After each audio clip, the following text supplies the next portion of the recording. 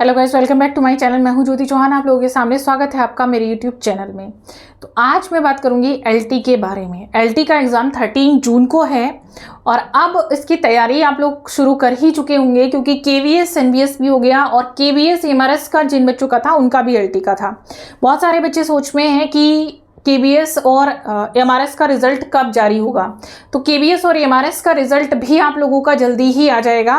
तब तक आप लोग एलटी की प्रिपरेशन करिएगा। एलटी में कुछ सिंपल से स्टेप मैं आप लोगों को बताऊंगी तैयारी के, किस तरीके से कॉपी राइटिंग करनी है। काफ़ी बच्चे सोच रहे हैं कि किस तरीके से आएगा पेपर, कहीं एमआरएस और केवीएस की तरह ऐसा नहीं वन लाइनर आ जाए। तो पहली चीज़, ये चीज़ दिमाग से निकाल दीजिएगा कि वन वर्ड्स में या वन लाइन में आप लोगों को आंसर आएगा, क्योंकि वहाँ केवीएस और एमआरएस में कहीं भी वर्ड्स लिमिट नहीं दी थी।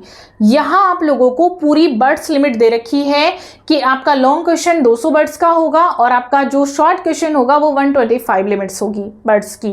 तो उसमें आपको करना किस तरीके से है, किस तरीके से लिखना है, क्योंकि सिलेबस वही है जो प्री का था।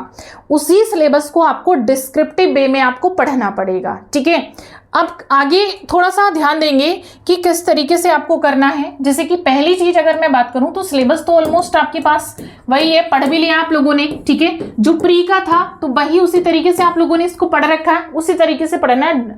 मतलब चीजें लर्न है आपको, बस आपको लिखने का पैटर्न बदलना है। अपना लिखने का पैटर्न किस तरीके से करना है, तो सबसे पहले ध्यान रखेंगे जो शॉर्ट क्वेश्चंस है आपका, ठीक है, वो भी डिस्क्रिप्टिव है और लॉन्ग क्वेश्चन भी डिस्क्रिप्टिव है। तो शॉर्ट क्वेश्चन जो है आपका, उसको भी आपको हेडिंग के साथ लिखना है। ठीक है, वर्ड्स हाईलाइट करने हैं, जो मेन वर्ड्स हैं उनको हाईलाइट करना है। ठीक है, आपको टाइम लिमिट और स्पीड का भी फोकस करना है, स्पीड पर ध्यान देना है अपना।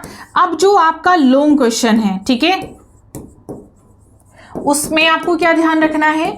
देखिएगा, क्वेश्चन एक दो शब्द बड़ा होगा ही, एग्जैक्ट अगर मैं कहूं वर्ड होंगे तो वो पॉसिबल नहीं है कि एग्जैक्ट आप उतने ही वर्ड्स लिखें जितने उसमें लिखे हुए हैं। लेकिन जैसे कि जो शॉर्ट क्वेश्चन है 125 का है, तो एक पेज से कुछ लाइनें आपकी ज्यादा होनी चाहिए, एक पेज का मिनिमम आपका होना चाहिए। जो आपका लॉन्ग क्वेश्चन है वो आपका 2 पेज का होना चाहिए। ठीक है, 2 पेज का तो आप लिखेंगे, जो आपका रजिस्टर्ड होता है वो उसी पेज से आप 2 का, बहुत लंबा और इस तरह से चौड़ा रजिस्टर है तो उसको 2 मत करिएगा, कम ही रखिएगा। 2 का मतलब है कि आपको एग्जैक्ट जो है अप्रोक्सीमेटली लग रहा हो कि 200 वर्ड्स हो सकते हैं, ये मेन मतलब है। उस तरीके से आपको हेडिंग को हाईलाइट आपको करना है, हेडिंग डालनी है आपको, वर्ड हाईलाइट्स करने हैं। एक चीज और ध्यान रखेंगे, पेन आपके थोड़े मोटे लीजिएगा और क्या करना है, स्केच पेन बिल्कुल मत लीजिएगा। ठीक है, आप अगर ये सोच रहे हैं कि आपको एग्जाम में स्केच पेन यूज कर लेंगे तो हेडिंग जो है आपकी अच्छे से हाईलाइट हो जाएगी, तो बिल्कुल नहीं होगी, क्योंकि स्केच पेन आपका दूसरा पेपर भी खराब करेगा। उसके बैक साइड से भी उसकी इंक निकलती रहेगी, जिससे आपकी जो राइटिंग है या आपने जो पीछे लिखा है वो वर्ड आपका खराब हो जाएगा। तो ये गलती बिल्कुल मत करिएगा, यानी स्केच पेन आपको इस्तेमाल नहीं करना है।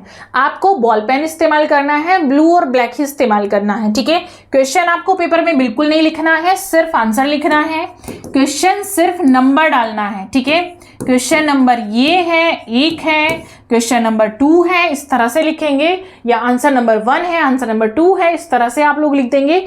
बाकी क्वेश्चन आपको लिखना नहीं है।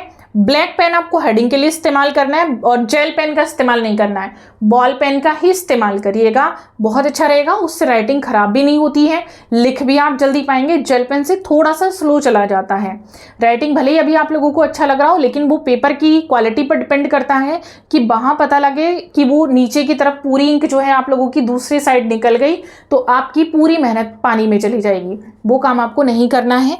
इन छोटी छोटी चीज़ों का आपको ध्यान रखना है। बाकी समय समय पर मैं आपको गाइड करूंगी और कुछ सिलेबस के साथ भी यहाँ पर आप लोगों के लिए कुछ कंटेंट लेकर आएंगे, वीडियो के माध्यम से क्लासेस लेकर आएंगे, ताकि आप लोगों को काफ़ी कुछ चीज़ें क्लियर हो जाएं।